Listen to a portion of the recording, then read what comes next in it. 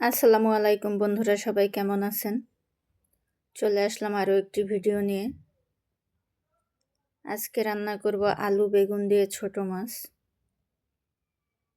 তো এর জন্য আমার যা যা উপকরণ লাগছে, এখানে নিয়েছি আলু বেগুন কুচি করে কেটে ধুয়ে পরিষ্কার করে নিয়েছি। মাছগুলোকেও কেটে ধুয়ে পরিষ্কার করে নিয়েছি। আছে পেঁয়াজ কুচি, রসুন, কাঁচামরিচ, ধনিয়া পাতা, হলুদ, মরিচ, লবণ। তেল দিয়ে দেব প্রথমে আমি, তারপরে পেঁয়াজ দিয়ে, রসুন, কাঁচামরিচ, স্বাদ মতো লবণ, 2 চামচ মরিচ, 1 চামচ হলুদ, এগুলো ভালোভাবে মাখিয়ে নেব।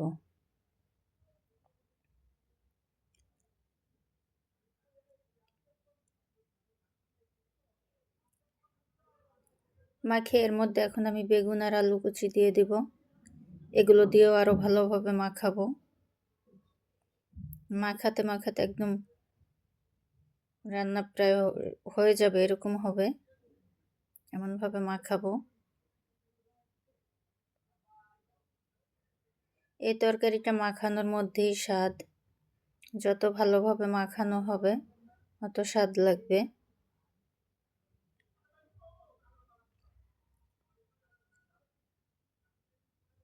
মাখাতে মাখাতে একদম এই আলু বেগুন থেকে পানি বের হয়ে যাবে। এরপর আমি মাছ দিয়ে আলতো হাতে মাখাবো।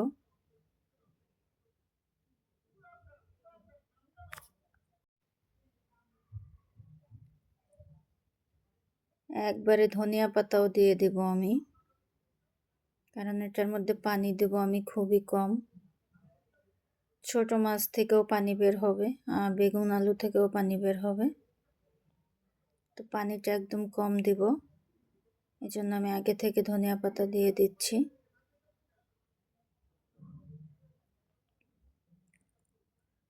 এতে এখন অল্প একটু পানি দিয়ে দেব, হাতটা ধুয়ে, একেবারেই কম।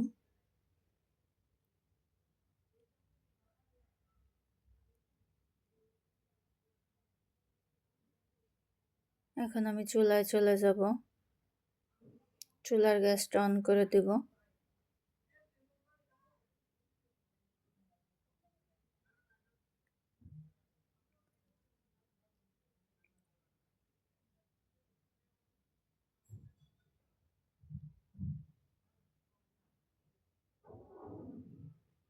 তো এই তো আমার ঝোলটা ফুটে আসছে, এখন আমি নেড়ে চেড়ে দেব।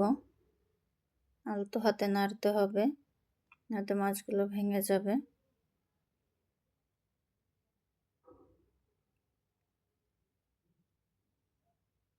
চুলার আঁচটা মিডিয়ামে থাকবে। এখন ঢাকনা দিয়ে ঢেকে রাখবো 5 মিনিটের জন্য। ফিরে আসলাম 5 মিনিট পরে।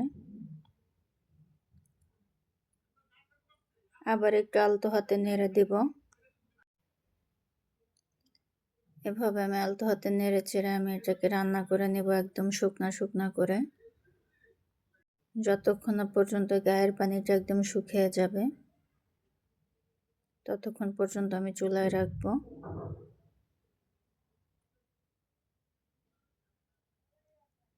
এটা পানিটা শুকিয়ে একদম নিচ থেকে তেল বের হয়ে আসবে।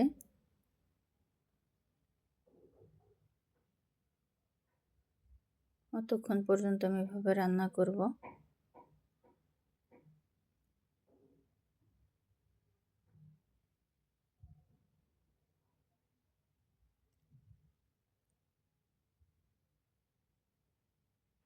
এই তো আমার রান্নাটা প্রায় হয়েই গেছে। আমার ভিডিওটি যদি কারো কাছে ভালো লেগে থাকে আমার চ্যানেলটিকে সাবস্ক্রাইব করবেন। ফেসবুক পেজ থেকে দেখলে অবশ্যই ফলো দিয়ে দিবেন। আর ভিডিওটি দেখার সময় অবশ্যই একটা লাইক দিবেন। এই তো আমার দারুণ স্বাদে আলু বেগুন দিয়ে ছোট মাছের রেসিপি হয়ে গেছে। আল্লাহ হাফেজ।